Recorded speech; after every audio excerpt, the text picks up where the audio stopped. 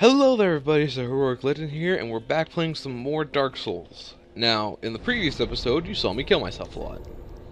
No big deal though, because we used that to gain level ups. Now, there is something I should mention. In this next area, I'm going to be going through it mostly solo. Any other area I would gladly appreciate and accept any help, but at the moment I don't think I have time to waste considering... Well, mostly considering the time right now, and just things in general. Not to mention, this is a very popular spot for PvP as well. So what's going to happen is, I'm going to be going through this area by myself. With my mace plussed up.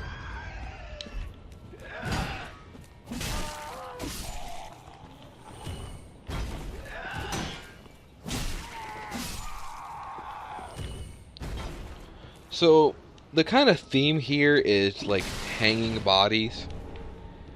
You see a lot of items being held by hanging bodies. It's no real big deal. Oh, and these guys. No real big problem, those guys.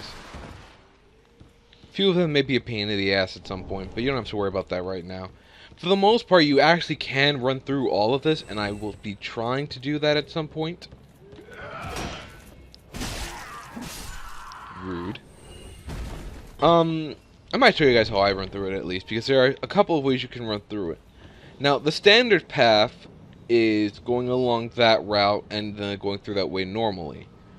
The not so standard path is going through there. You have two options for going through this area, and that's what kind of makes it so difficult, but at the same time, really makes you feel like you're controlling what you're doing. But it's also the reason why people take so long in this area, myself included. Get a little bit of plunging damage off there.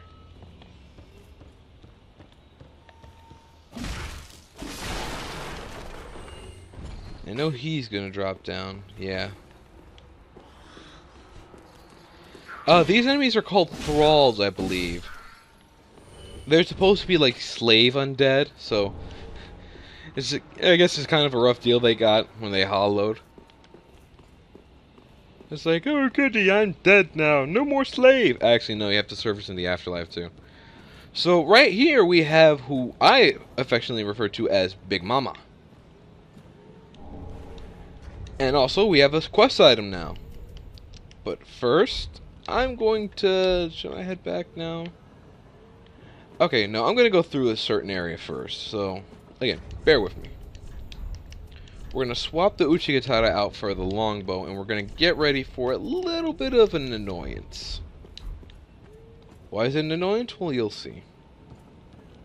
So first, aggro. That's a bomb. And, of course, punish every time. Again, commentary for new areas is going to be a little bit stilted in the beginning. But that's only because I love you. I want to treat you guys right. Actually, now would be the better time to... So... Longbow's ability.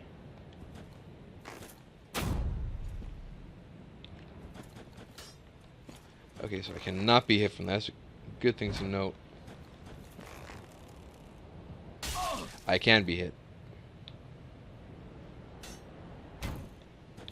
But can I shoot from back here? No, I can't. Sorry guys, I know this takes a while, but this is legitimately how I play. Like, son of a fucking whore. I guess it wouldn't be fair if I could just hit him now, huh?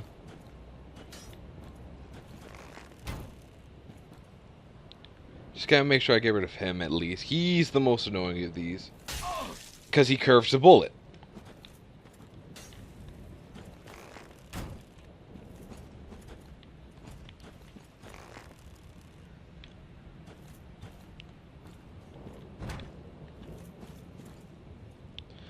Alright, he's almost dead.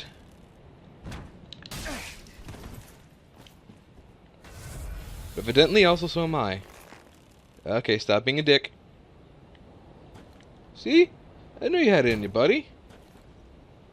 And now you're dead. Now our next little POS is right there. I don't think he can shoot me from behind the tree, which makes this a lot easier for me. He says until he gets hit. Oh no, he actually can't hit me from right there, so that's a good thing to note. I feel bad for anybody. Wait, really? Okay, oh, you know what? Gotta ease off the salt trigger. So yeah, that's a trap. Thankfully, though, apparently it didn't stop me from hitting. Motherfucker. Awesome, free tit shard. That means that I can have another weapon upgraded. I'll have to decide which it is in a moment. Oh, Thrall Axe. Maybe I'll show you guys. Maybe I'll just go through this whole playthrough with a Thrall Axe for you guys. So now down there, if you do that, you're screwed because, well, you'll miss out on this. This covenant that I'm about to go take part of is an interesting one to say the least. And I was gonna go show you guys something that you wouldn't think of, right? So you can't log on to this, but you can do this. Another Nana disappeared. The grunts and carries a cage. He ever has his cage. And Nana's never coming back. So come. It's kind of a clue on what to do for this. What to do for this next part. Kind of. I say kind of because Dark Souls doesn't really like giving you flat-out clues. It's kind of like, yeah, you can figure this out for yourself. You're a big boy. We know you can do it. We trust you. You know, we trust you so much that we plan on killing you later.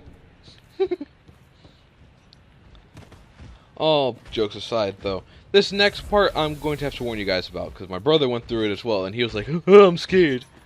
So if you're invaded, by the way, you can't go through with this. But this enemy will not attack you whatsoever. So long as you're... Oh, jeez. I'm so used to Fallout right now. I have to be very careful with this. Or it'll fall. Yeah, okay, so it fell. Whatever. Okay, so here's what happens with this area.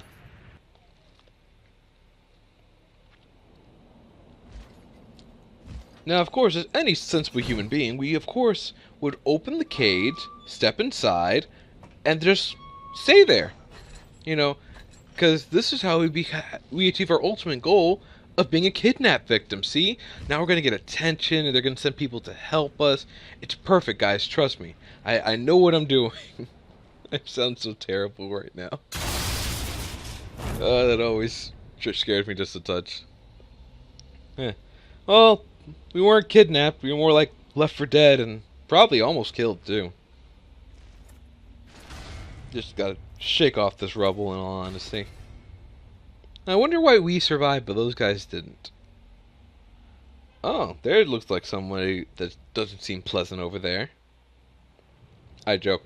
Now, I don't know what happened here, because there is a bit of a bug I'm going to explain, but I'll explain that a little later. So first off, if you missed your chance to get a weapon art shield, and you're kind of okay with it not blocking 100% of the damage, say hello to the War God shield. Looks familiar? It should, because it looks like the Lion Knight stuff.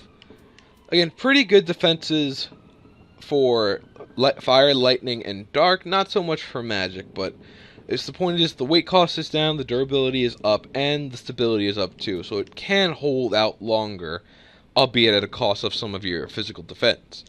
It's up to you if you want to use it. Not necessarily the biggest fan of it, but I know its usefulness. Next, we have... Well, what's up? This pit is for hollows, not for the likes of you sane folk. Or perhaps you are a hollow, posing as otherwise? Yes, then we are just fine. It's important to know who you are. But we'll all be mad soon enough. And should you be undead, well, all the more so. Beware, the shackles of the gods are fragile. You might need this. Come here to pile. You'll see when you go mad. They'll be your family. You'll go mad. Take my advice. This pit is for hollows, And for the occasional madman fond of piling up victims, you've better things to do, I'd hope. So that is Mad Knight Haddock. I hope I'm saying that right. I might not be. Mad Knight Haddock is an NPC who has a bit of mystery. Who had a bit of mystery surrounding him.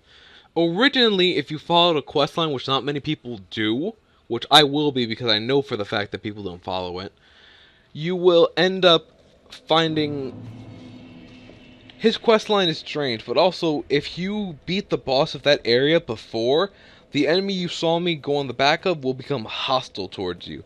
So you have to do that. You have to join the Mound-Makers before you fight the boss, which part of is what makes this area so difficult. We also have some things to do, but we also have a quest item in, well, a quest item slash an item that we can drop down for Pickle Pete. Now, if we do this, we lose out on, I believe we will lose out on, not only an emote, but on Grey Rat's questline. Now watch. Oh, he'll land in one piece. Heavens, she was already dead. Thank you. I'm not surprised, though. Almost a relief, really. You can keep the ring as, well...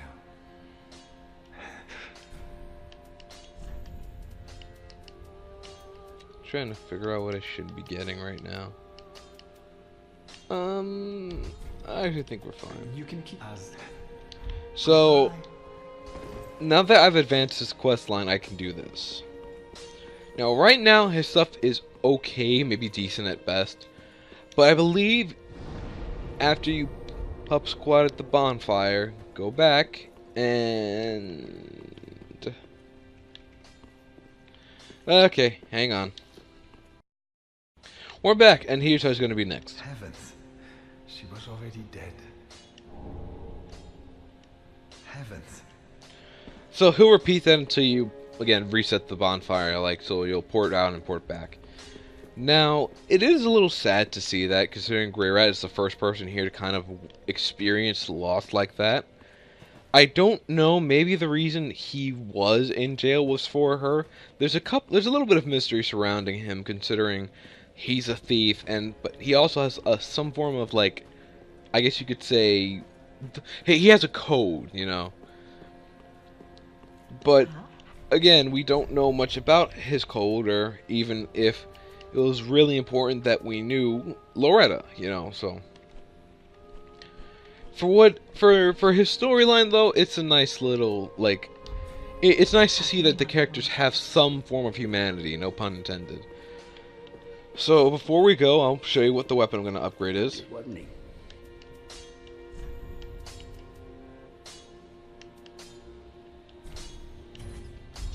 Pretty big, I don't want.